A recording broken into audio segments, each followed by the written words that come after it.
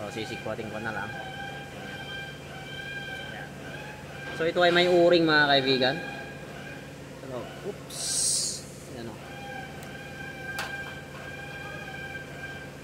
May langis.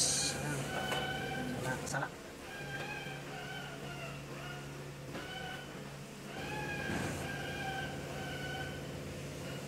So ito yung kanyang oil cap mga kaibigan. So ito yung nagpapump ng mga langis para mag-supply sa mga journal ng ating sasakyan. Ito kaya tumatagas to. So ay may o-ring dito. Ito yung lagyan. Ito yung kanyang o-ring, tumigas na. Dig. Thank you. Kanyang o-ring. Ayan o. Tigas o.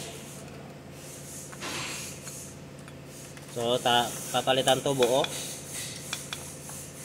At itong kanyang oil seal.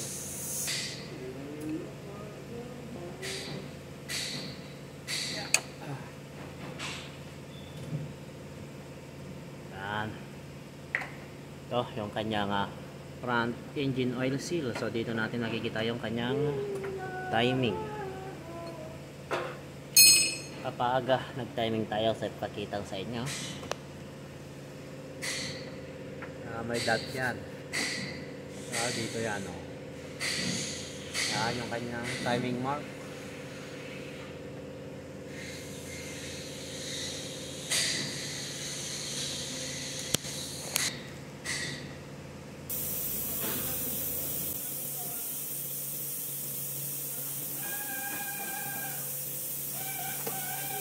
Lagyan natin ng barado dito para pumasok na buhangin doon sa loob.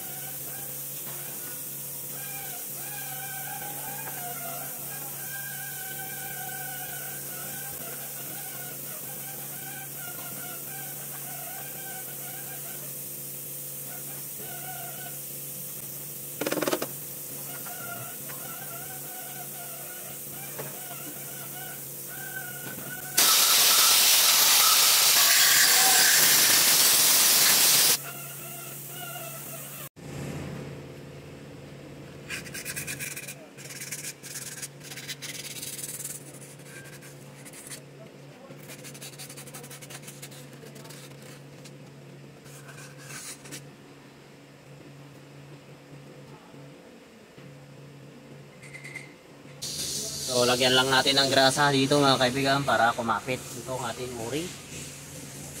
So huwag kayo maglalagay ng silicone kasi may tendency kumapit. May tendency kasing magbarado kapag silicone yung ating gagawin. Itong grasa, ayos yan itong grasa kasi pandikit lang para hindi lang malaglag itong ating o-ring kapag salpak natin.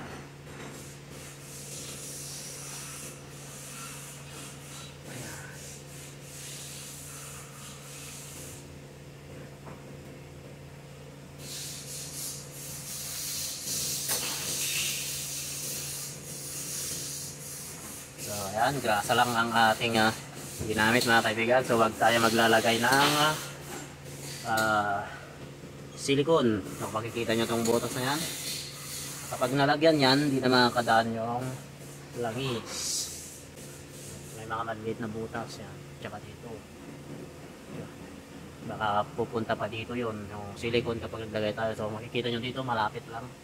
Kaya huwag tayo maglalagay ng silicone. Okay? So ito mga kaibigan yung kanyang bagong cover. So kakabit ka na.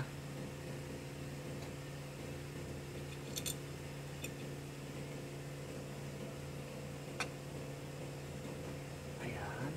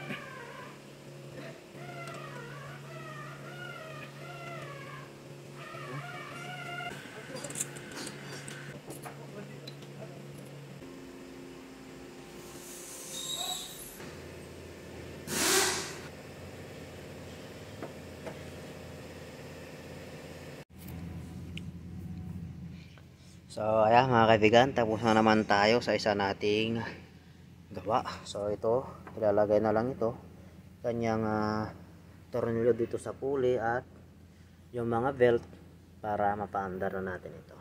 Okay, so ikakabit ko na ito. Ito lang yan. Tapos saka na natin paandarin pag nilagay na yung mga belt.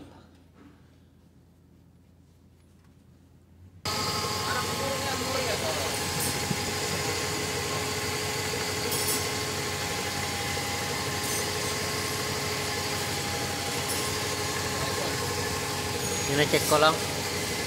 So ayan mga kaibigan, tapos na naman tayo dito sa isa nating gawa.